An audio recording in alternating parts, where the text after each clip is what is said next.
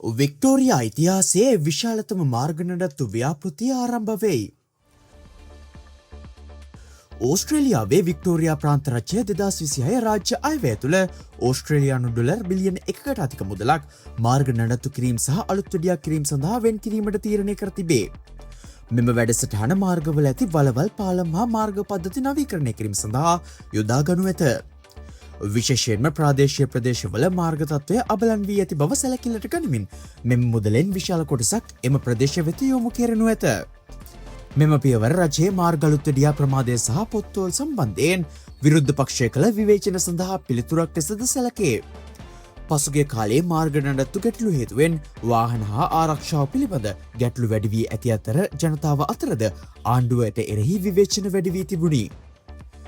අලුත් අයවැය යටතේ මාර්ග පිරිසුදු කිරීම, ග්‍රැෆිටි චිත්‍ර ඉවත් කිරීම සහ ආරක්ෂාව වැඩි දියුණු කිරීම සඳහා අමතර මුදල් වෙන් කර ඇත. ප්‍රාන්ත ප්‍රධානියා පැවසුවේ මෙය වික්ටෝරියා ඉතිහාසයේ විශාලතම මාර්ග නඩත්තු ආයෝජනයන්ගෙන් එකක් වන අතර එය ජනතාවගේ දෛනික ගමනාගමනය, ආර්ථික ක්‍රියාකාරකම් සහ ප්‍රාදේශීය සබඳතා ශක්තිමත් කිරීමට උපකාරී වනු ඇති බවයි.